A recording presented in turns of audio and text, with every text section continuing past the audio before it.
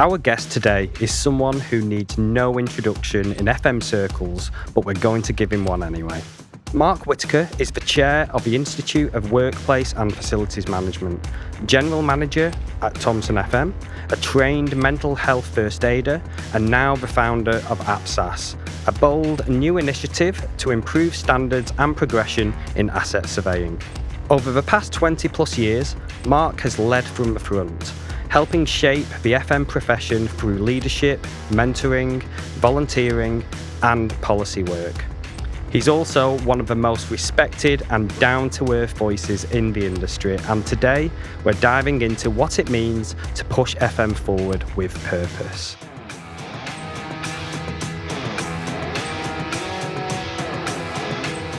Mark, welcome to the FM Fix. Hi, Tom. Great to have you. Yeah, thank you for the invite. No problem. Let's start with APSAS. Yeah. First of all, what does it stand for? I suppose in terms of its name, it's the Association for Professional Standards in Asset Surveying. What does it stand for as an organisation? We just felt as a group of individuals that in the industry, there wasn't a professional association that represented the crucial function of asset surveying, particularly for mechanical and electrical assets. And we came at it with a mandate of wanting to change that and to have a professional association that can drive those professional standards, offer career pathways, offer clear competencies, and also work collaboratively. And that was a key issue for us, really, to having a collaborative approach to launching it and then taking the association forward, really. And why now?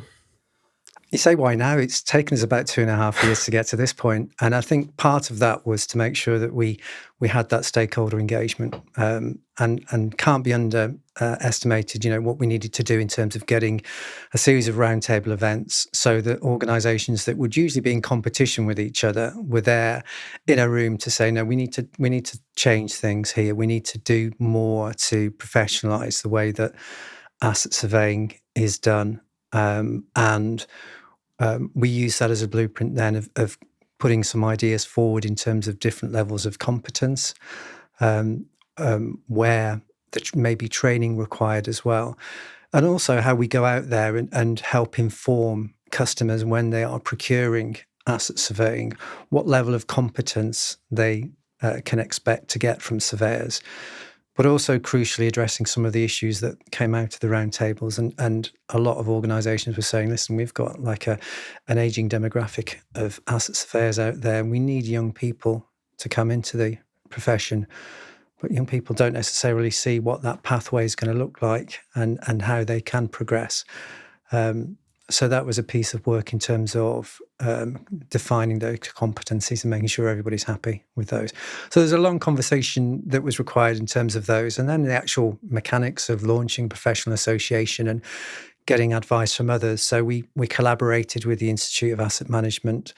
It helped with my role with IWFM, the Institute of Workplace and Facilities Management, that I was able to kind of involve people there in conversations as well and to collaborate on that so that we were in a situation where we could then legally set up the association, do all the legal stuff for that, get the website launched, and then have a kind of then a clear idea in terms of what we want to do with the association going forward. So Mark, what was the moment that you realised that this was the direction you wanted to go in? I'm going to really use a cliche here because a lot of people talk about their careers in facilities management as being a career of chance and that certain things happen that allows them to then go into that career.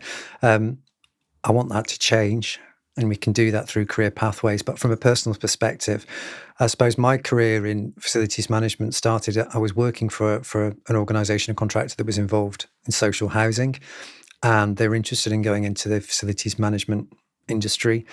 They didn't know a lot about it. So what I did is I locked myself in the University of Manchester Business Library for a few days and read what I could about the industry and all the reports. And then I did a report back to the board to suggest this is the size of the industry, this is the opportunities, these are the services. And that was me then I'd caught the bug a bit then, and it wasn't long after that I wanted actually to go into the FM profession. So it's fortuitous in a way that's how I got into it. But a lot of people follow similar pathways, that they may have been asked to do a certain role and then added responsibilities given to them of maybe looking after the servicing of the fire alarms or other kind of areas of management, and before they know it, they're being trained up to be a facilities manager.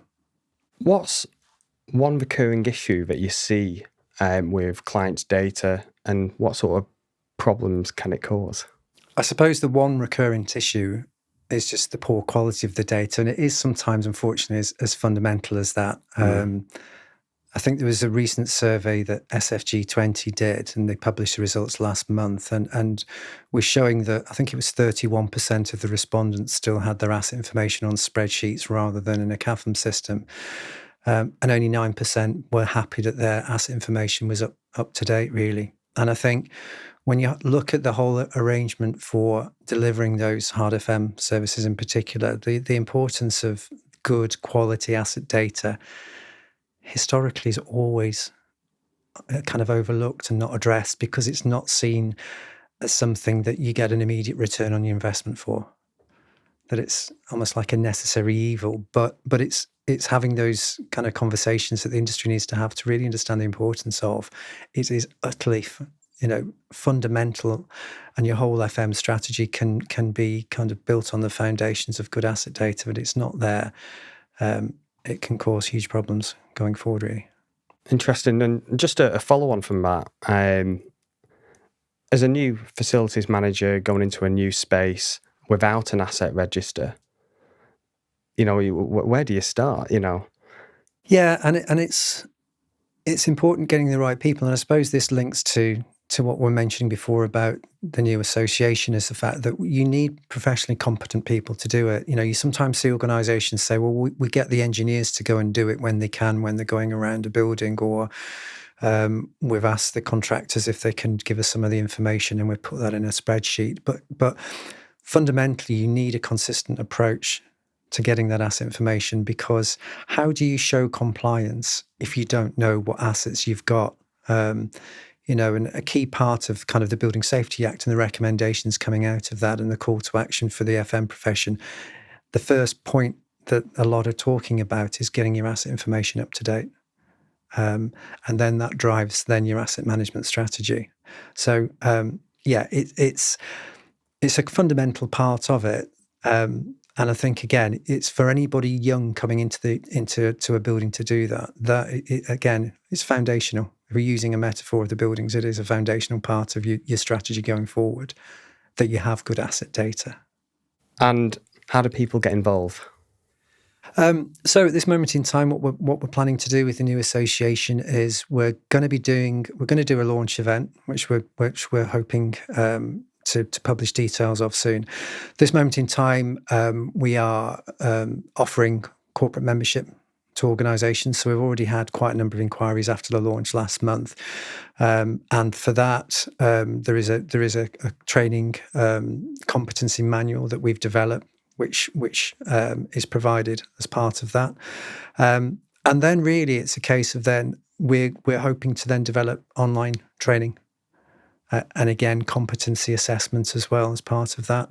The aim will be that we'll be in a position to offer individual membership at some point in the future, but our short-term kind of focus at this moment in time is getting the industry involvement, getting the corporate membership, and then kind of developing a timeline then of future activities and getting the message out there. And that will involve, hopefully as well, kind of publishing white papers and good industry practice, but also collaborating as well with other professional institutes and industry bodies. And that's one interesting thing coming out of the launch, the number of approaches that we've received from different organisations to say, this is overdue, actually. We'd like to have a bit of a conversation with you as to how we can link what we're doing with what you're doing to get the message out there. And how do CAFM systems get involved with this? Because, they've got a large chunk of the market. Can they really get involved with this new standard?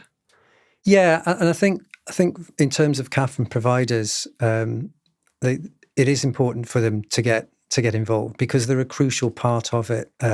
In terms of why does an organisation, want to get hold of good asset data? Invariably, that may be because they've purchased a new CAFM system, or they may have an existing system which they know they're not optimizing correctly. And as a consultancy, Thompson FM, we get involved a lot where clients come to us to say, listen, we just need to get some fresh asset data because the asset data we've got is out of date. It's not accurate, but we need to start optimizing our CAFM system. And we need a new standardized approach of doing that. So I think with the association, really, it's a case of, although we are catering for that asset surveying element of that kind of FM lifecycle function as such, the CAFM system is crucial.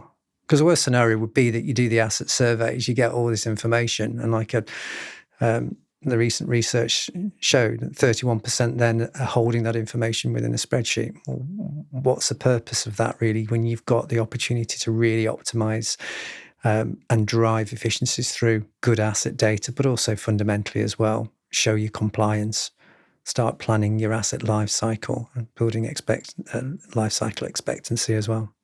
What does professionalising FM mean in practice? If you'd asked me that question about kind of 8 years ago, I probably wouldn't have been as informed, perhaps, as I could potentially claim to be now. And that's only because of my role within Institute Workplace of Facilities Management, IWFM, because with having been chair of the association now, the Institute, for the last 4 years, and being on the board for the last 6 years, a crucial part of what IWFM do is relating to those professional standards and qualifications. So a key part of what IWFM do is making sure that the training and qualifications is geared towards what's really out there and important at the moment, and whether that be on decarbonisation, whether that be on Scope 3 emissions, for example, and guidance on that, whether it be the response to the Building Safety Act and how FMs need to react to that type of thing. A key part of professional development for anybody in facilities management is having access to qualifications, having access to training.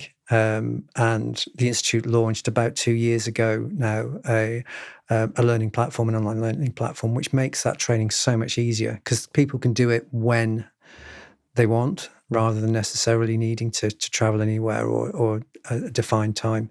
So it's much more flexible in terms of how that training can be delivered. But also, as well as the training and qualifications, there's good practice guides.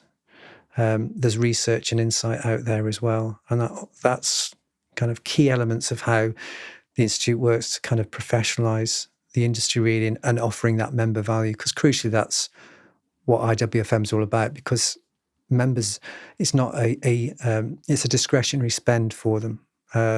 And so the onus is always on with the Institute of being able to evidence that value for money membership and being able to help people on their career pathways and supporting them along there.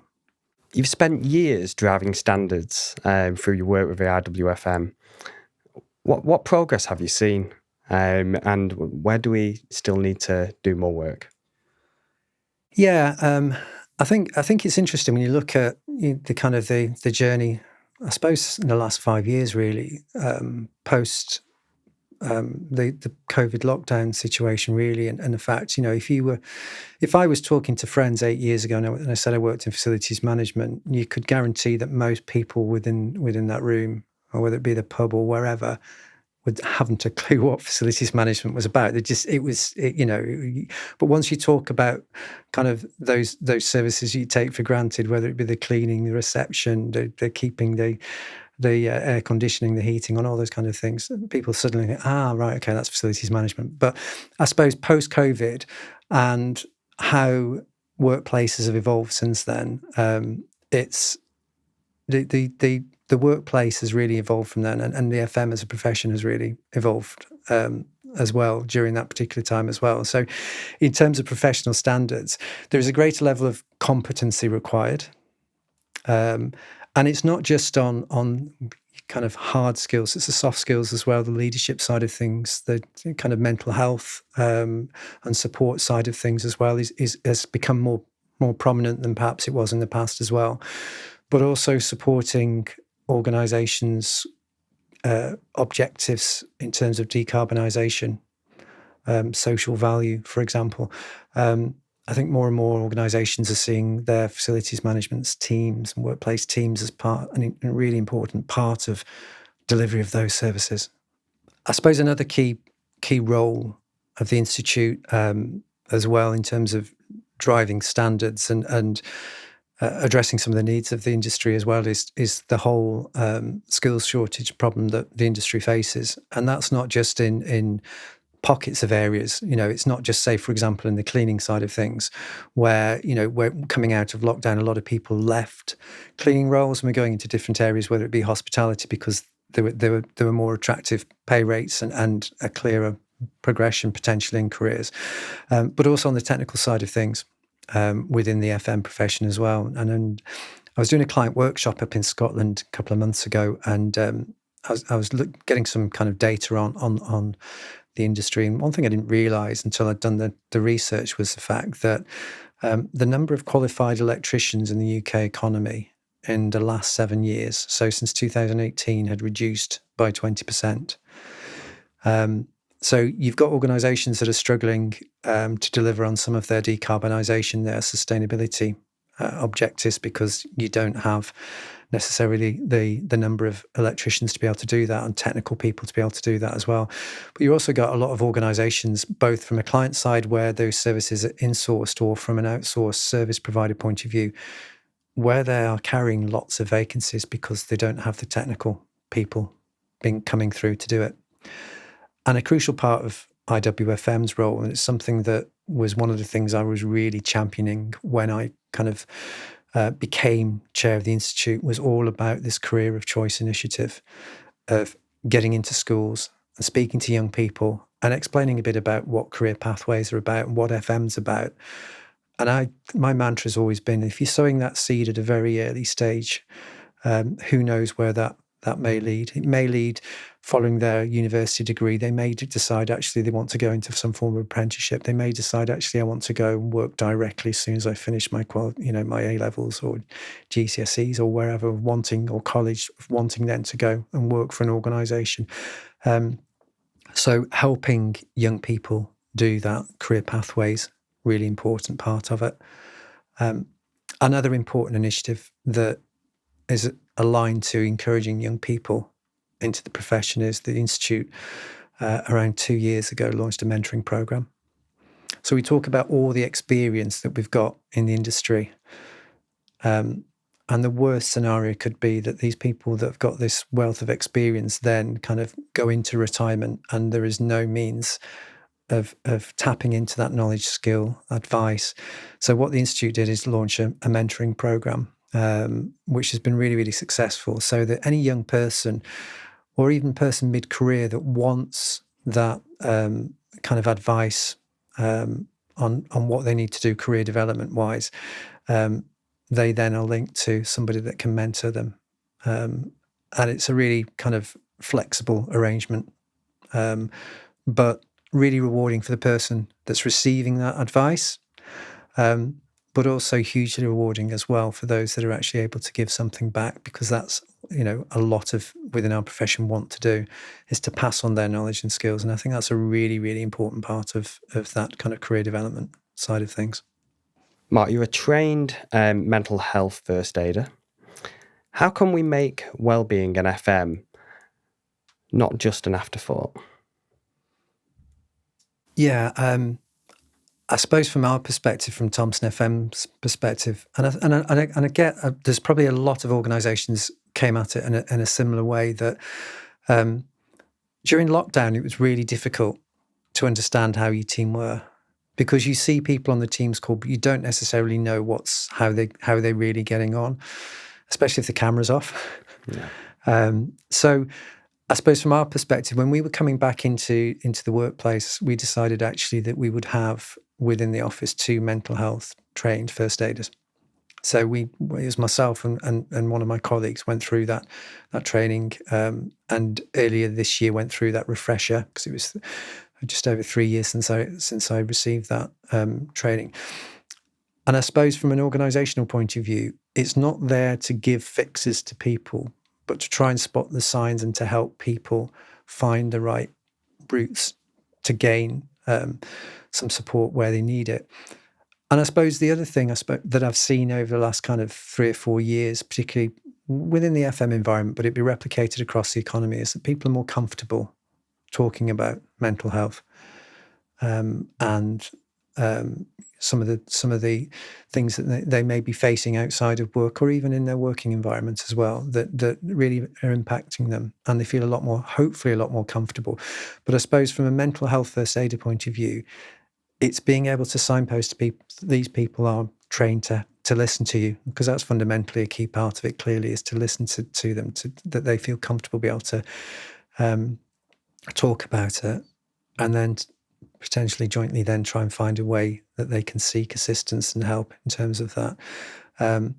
And it can be anything from, in terms of increasing its prominence, it can be anything from having an agenda item on team meetings. So that's what we do. And I know a lot of organisations are exactly the same. It used to be you'd have a health and safety spot on meetings, which I've seen in the past. More and more organisations are having a mental health kind of agenda topic, and it may be access to a really good piece of a podcast, for example. Michael Mosley, bless him, when he was alive, was doing some great podcasts in terms of that as well. It may be access to talking about a specific issue, whether it be sleep deprivation or something like that, or dealing with anxiety. So you can have those kind of as an agenda item on the team meetings as well. What we also did as well, actually, is we all read a book that was relating to mental health, and then we had a kind of a follow-up session and discussion to say, well, what did you think about the contents of it, and how has it helped you in certain ways as well? And there's good authors out there, the likes of Matt Haig and others, that have done really, really good books around that as well. And I suppose the other thing, as an industry, and it's something that I'm really passionate about as well, in terms of being kind to one another. And it sounds really simplistic, and I believe there's a National Empathy Week coming up soon as well, and we've just had Mental Health Awareness Week as well. But I think it's really important that we're aware of what's going on in people's lives and try and be kind to them, because you don't know necessarily what is happening in someone's life, and whether that be in a client relationship, whether it be in one of subcontractors, whether it could be one of your other departments, or whether it be a colleague in your own department. I think it's really important sometimes we just take a step back and try and think that there may be other issues at play, and behaving in a certain way is not going to help them. And I think that's an important part of that mental health awareness, is trying just to broaden that understanding and that empathy. And I think that's a really important kind of area that mental health has supported people in the last 5 years in particular. Are you seeing more demand for digital tools in FM? And how are Thomson FM making that shift? Yeah, I think it's interesting, because there is a lot of discussion out there about using digital tools, and how that's evolving. And I think generally FM is not seen necessarily, or historically hasn't been seen, as fast adopters of new technology. And if we look at a profession where, like I mentioned previously, that 31% of people have got their asset information in a spreadsheet rather than in a CAFM system, there's still a lot that the industry needs, a progress that needs to be made in terms of that.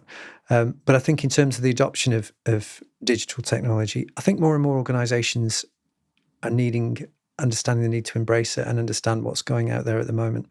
I think the important thing is to differentiate what is new and where the market's going to where it's historically been, and data sources that we've had in the past, whether it be a BMS system and then just lazily attaching an AI tag to that, and what is genuine artificial intelligence? What is it that we're actually doing with this data, and how can it then improve our efficiency and the return on the investment of that as well? So I think as an industry, there is still areas that we're still slow to adopt, and sometimes you get service providers that aren't necessarily prepared to invest in that because they'll say, well, the client won't pay for it. But it's still there as a competitive advantage for them in the marketplace. And I think more and more organizations are looking at the use of data and how then that helps deliver those FM services, how then it helps with their asset life cycle, how it helps with the fundamental operation of a building as well. And I think as we look forward for the FM profession, when you're getting more young people that are joining profession that are more kind of data and digital savvy, I'm really hopeful that those are going to be the agents of change within the profession, that they're going to be pushing the agenda forward on some of these items. And the traditional way of doing things will be old hat. And, there'll be much more pragmatic and forward-thinking ideas coming forward in terms of how those services are delivered. So, Mark, we know FMs are really great at putting out fires. We've got a closing tradition on this show. We call it the FM Fixes Reactive Round. Okay. No time to plan. You just got to respond, all right? Okay, no pressure then. If you could wave a magic wand and fix one thing in the industry overnight, what would it be? Ooh, good question. I'm going to cheat. Actually, I'm going to do one with magic wand for IWFM, and I'll do one from an industry perspective as well. From an IWFM point of view, the magic wand for the institute would be chartership. It's something that we're working towards and continue to work towards, but there are so many hoops we have to jump through first before we can get to chartership. And that will be a crucial part for the institute and also the professionalisation of the industry.